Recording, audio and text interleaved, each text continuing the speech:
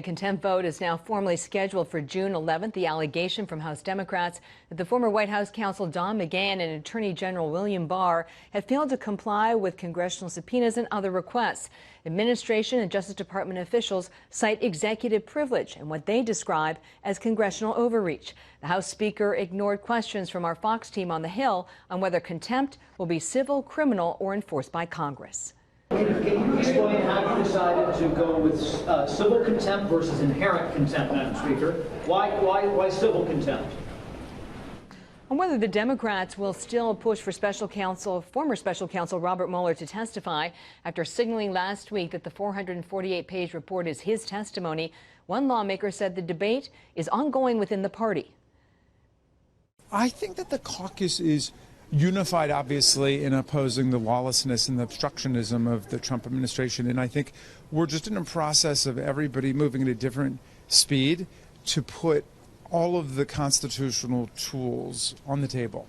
And so there's a lot of tools in that toolkit, and we're going to get them on the table, and then we're going to figure out how to move forward. And in this letter, the ranking Republican on the House Judiciary Committee, Doug Collins, called on Chairman Nadler to focus on foreign election interference in 2020 and accept the Mueller findings. It reads in part, instead of probing this threat, Mr. Chairman, you continue to play politics related to impeachment. Mr. Mueller began and ended his remarks by warning of the Russian cyber threat. In fact, Russian interference in the 2016 election was the raison d'etre, French for reason for being, of the whole special counsel appointment. And though the threat was made clear to the Obama administration and was apparently treated as non-serious, I am committed to preventing this threat from growing or continuing. And right now we're waiting on the weekly sessions from the Republicans and the Democrats, and we'll bring you those headlines on these issues as soon as we get them. Good deal. Thank you, Catherine. Nice to see you today in Washington, D.C., Catherine Harris. But Democrats are focused on something that's essentially already been dealt with in the Mueller report that found that this president had not colluded with the Russians, and Attorney General Barr indicated no obstruction, but our Democratic colleagues just can't leave it alone. So today we're wasting this committee's valuable time on executive privilege and blah, blah, blah. Professor Turley, let me ask you this. You had an article in The Hill recently, and in that article you said the Democrats wanted to manufacture a conflict, and they have succeeded in doing so. What did you mean by that? Well, that was a column on the contempt action against Attorney General Bill Barr. And for full disclosure, I testified at his Senate confirmation. I've known him for years. I believe that the contempt action of this committee was unfounded, but I also believe that if it goes to a federal court, this is another area where I think that this committee could lose. The issue of Rule 6E was addressed during the confirmation hearing when senators asked me, why won't he commit to releasing the full and unredacted report? And I said, because that would be a crime. You're asking him to commit to an act to secure confirmation that would violate the federal law. If he had said that, despite our friendship, I would have opposed his confirmation because that would be unethical. So there's no question that he cannot release that Rule 6E information. I was counsel in the Rocky Flats case. That's the largest Rule 6E case I know of. We spent years trying to get that special counsel report released. So I'm not a fan of Rule 6E. But we lost.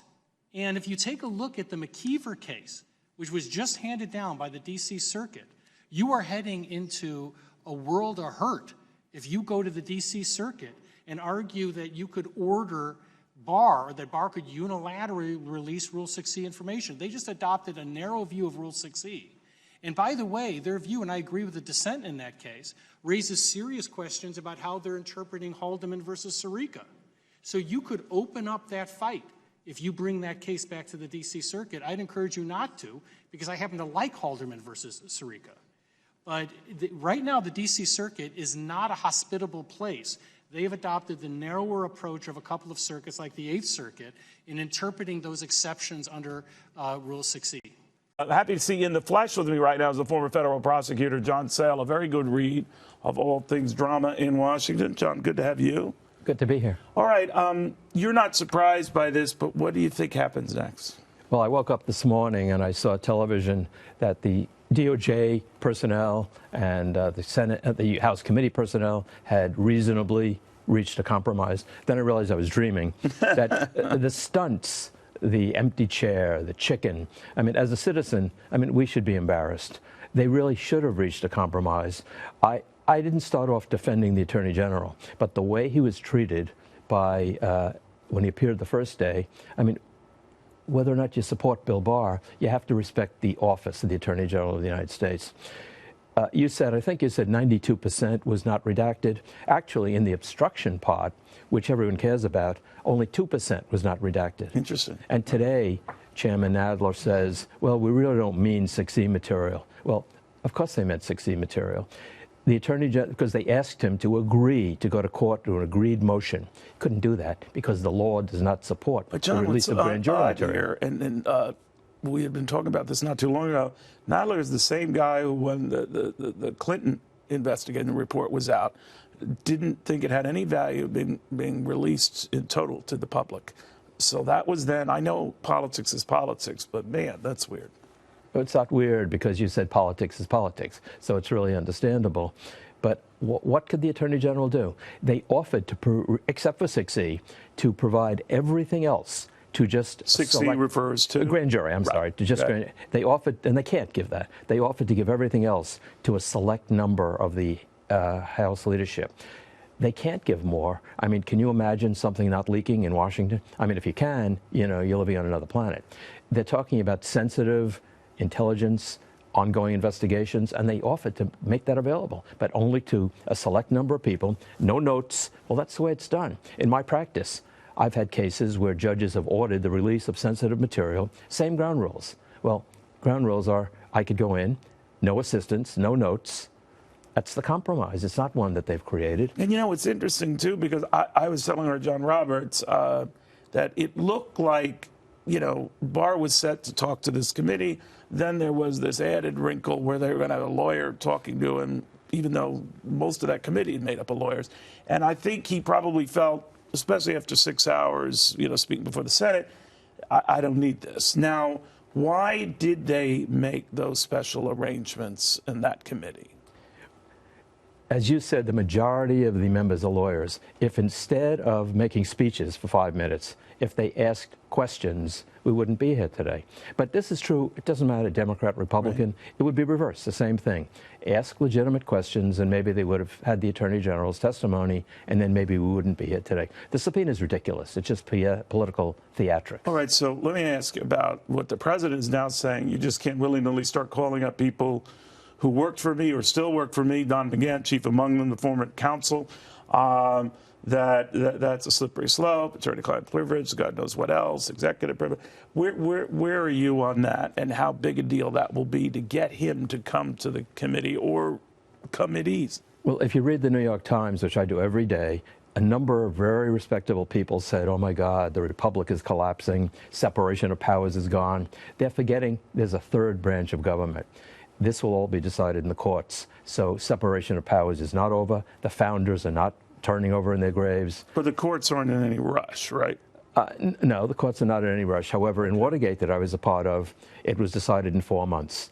The Nixon case went to the Supreme Court, unanimous decision, only 4 months after we issued the subpoena. The White House has told former White House Communications Director and current Executive Vice President and Chief Communications Officer for Fox Corporation, Hope Hicks, and former Chief of Staff to ex-White House counsel Don McGahn, that being Annie Donaldson, do not cooperate with congressional subpoenas for documents related to their White House service. This comes one day after House Majority Leader Democrat Steny Hoyer said House Democrats will vote next week on whether to hold Attorney General William Barr and former White House counsel Don McGahn in contempt of Congress for failing to comply with congressional subpoenas. Let's bring in Republican congressman and member of the House Judiciary Committee. He's Congressman Ken Buck. Great to have you, sir. Great to be with you. So is there really going to be a contempt movement against Don McGahn and, you know, even Wilbur Ross and Mr. Barr? I think the Democrats need to do something because their base is calling for it. It's not justified. It's not the proper thing to do. The Attorney General has reached out recently and talked about providing documents under certain circumstances, but the Democrats have to walk away from this contempt idea that they have, and hopefully they will. Where does this fight lead to? Because remember, Eric Holder, Obama's Attorney General, was held in contempt and went into the courts and was fought over in the course for years. It didn't go anywhere. Is this not going to go anywhere? Well, just to put this in context, Eric Holder, after 270 days, was held in contempt of not turning over documents. The Attorney General contempt proceeding was brought before the House Judiciary Committee after 10 days. So significantly different, but I think it's very difficult to hold someone in contempt when you have to go through the court process. Let's switch gears. Democrats keep talking and they keep going back and forth about impeachment. Now they're talking about censoring President Trump. Your take on that? It's nonsense. What they want to do is they want to hold hearings. They want to try to embarrass the president before the elections. But we have a Mueller report. We have, after almost 2 years of investigation, 20 prosecutors, 40 FBI agents, $30 million was spent.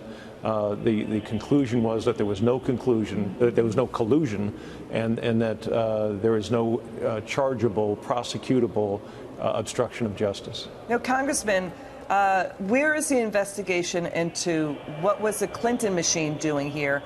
Critics are in D.C. at places like the Hill publication saying Hillary owes answers. The Clinton machine, were they pressuring the FBI, the State Department, the Department of Justice to go after President Trump with the Steele dossier?